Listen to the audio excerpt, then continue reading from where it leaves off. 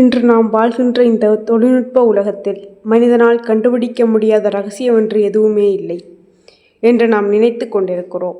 ஆனால் மனிதனின் அத்தனை அறிவியலையும் நுண்ணறிவையும் ஏன் உலகத்தின் மிகச்சிறந்த சூப்பர் கணனிகளுக்கு கூட சவால் விட்டு கடந்த சில நூற்றாண்டுகளாக ஒரு விசித்திரமான பொருள் உலகையே ஏமாற்றிக் கொண்டு வருகிறது என்று சொன்னால் உங்களால் நம்ப முடியுமா?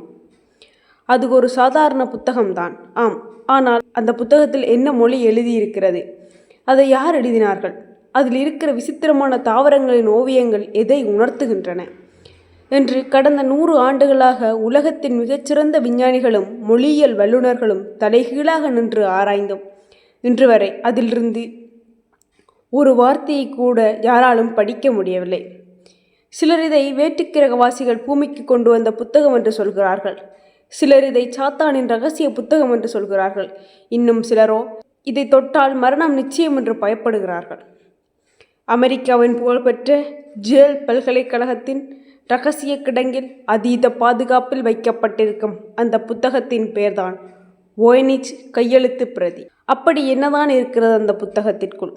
உலகத்தையே குழப்பிக் கொண்டிருக்கும் அந்த புத்தகத்தின் பின்னணியில் இருக்கும் மர்மம் என்ன? வாருங்கள், வரலாற்றின் மிக இருண்ட பக்கங்களின் வேர்களை இன்று நாம் தேடுவோம். அதுக்கு முன்னாடி என்னோடய சேனல் பிடிச்சிருந்தா லைக் அண்ட் சப்ஸ்கிரைப் பண்ணுங்கள். என்னோடய சேனலுக்கு சப்போர்ட் பண்ணுங்கள். பார்க்குற வீடியோஸ் எல்லாத்தையும் கடைசி வரைக்கும் பாருங்கள்.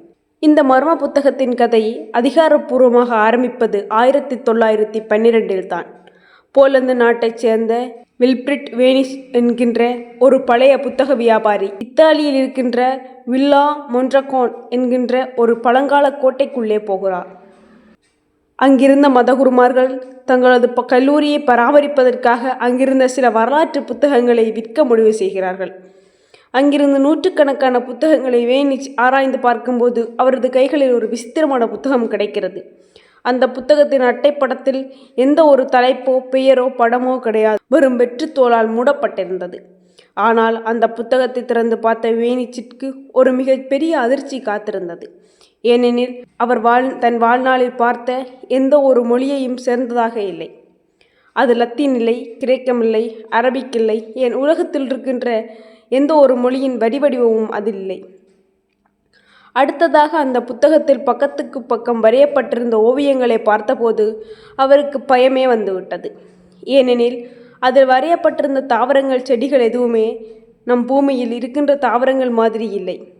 ஏதோ வேறொரு உலகத்தில் இருக்கின்ற விசித்திரமான செடிகளைப் போல் இருந்தது. அந்த புத்தகத்தில் ஏதோ ஒரு பெரிய ரகசியம் ஒளிந்திருக்கிறது என்று புரிந்து கொண்ட வேனிச் அதை அதிக விலை கொடுத்து வாங்கி வருகிறார். அவருடைய நினைவாகத்தான் இன்று வரை இந்த புத்தகம் வேனிச் மனுஸ்கிரிப்ட் என அழைக்கப்படுகிறது. ஆரம்பத்தில் வேனிச் என்ன நினைத்தார் என்றால், இந்த புத்தகத்தை 19ஆம் நூற்றாண்டில் யாரோ வேண்டுமென்று உலகத்தை ஏமாற்றுவதற்காக போலி புத்தகமாக எழுதியிருப்பார்கள் என்று நினைத்தார். ஆனால் உண்மை என்னவென்று தெரிய வேண்டுமே.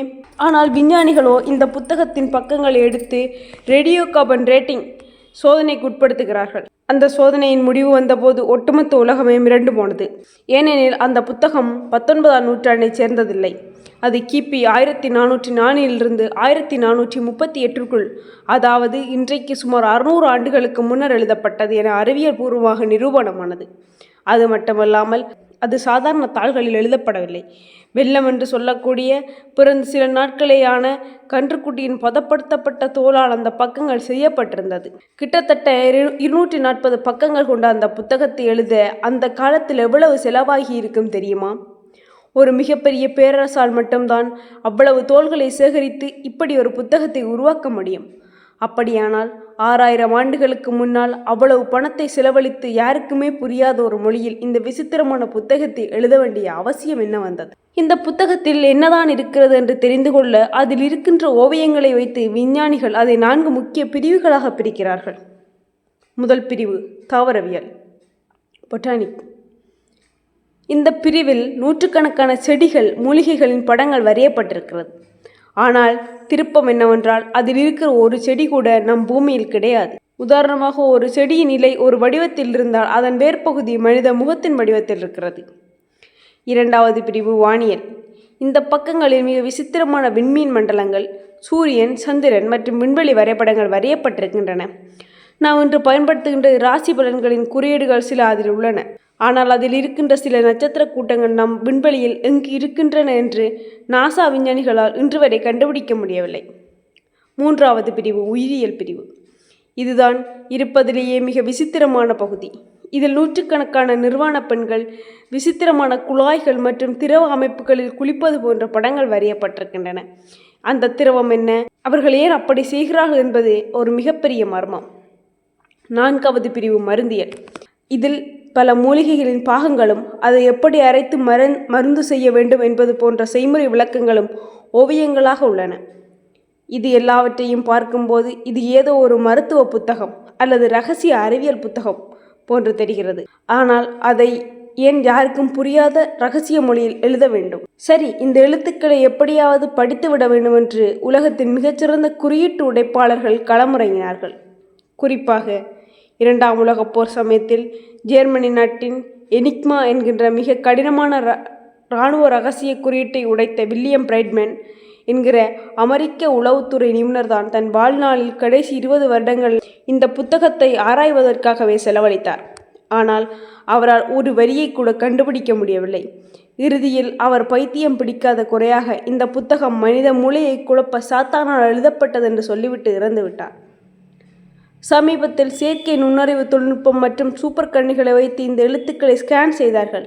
அதில் ஒரு ஆச்சரியமான உண்மை தெரிந்தது. இது ஏதோ ஒரு கிறுக்கி வைத்த எழுத்துக்கள் இல்லை.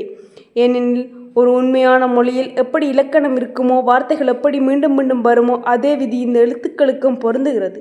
அதாவது இது ஒரு உண்மையான மொழிதான். ஆனால் அது என்ன மொழி? அப்படியானால் அந்த வேனிச் புத்தகத்தின் உண்மையான பின்னணி என்ன? அதை பற்றி முக்கிய 3 கோட்பாடுகள் உள்ளன. கோட்பாடு 1. 15ஆம் நூற்றாண்டில் வாழ்ந்த ஏதோ ஒரு இரகசிய விஞ்ஞானி அன்றைய திருச்சபைக்கு பயந்து தான் கண்டுபிடித்த இரகசிய மருத்துவ உண்மைகளை யாருக்கும் தெரியக்கூடாது என்று ஒரு புதிய குறியீட்டு மொழியை உருவாக்கி எழுதியிருக்கலாம். கோட்பாடு 2. இது வேற்று கிரகவாசிகள் பூமிக்கு வந்தபோது தவறுதலாக விட்டு சென்ற அவர்களுடைய கிரகத்தின் தாவரவியல் மற்றும் வானியல் புத்தகம். அதனால்தான் அதில் இருக்கும் தாவரங்களும் நட்சத்திரங்களும் நமது பூமியில் இல்லை என ஒரு தரப்பினர் நம்புகிறார்கள். கோட்பாடு 3. 15ஆம் நூற்றாண்டின் மிகச்சிறந்த ஒரு ஏமாற்றுக்காரன் அந்த கால அரசர்களிடம் பெரும் செல்வத்தை கொள்ளையடிப்பதற்காக ஏதோ ஒரு விசித்திரமான இரகசிய புத்தகத்தைப் போல இதை வேண்டுமென்றே உருவாக்கி ஏமாற்றியிருக்கலாம். உண்மை எதுவாக இருந்தாலும் 6000 ஆண்டுகள் கடந்தும் மனித அறிவிற்கு புலப்படாமல் இந்த வேனிச் கையெழுத்து பிரதி இன்றும் ஓர் அவிழ்க்க முடியாத இரகசியமாகவே நீடிக்கிறது. இந்த விசித்திரமான புத்தகத்தை பற்றி நீங்கள் என்ன நினைக்கிறீர்கள்? இது வேற்று கிரகவாசிகளின் புத்தகமா, இல்லை மனிதர்களின் இரகசிய குறியீடோ? உங்கள் கருத்துக்களை மறக்காமல் சொல்லுங்கள்.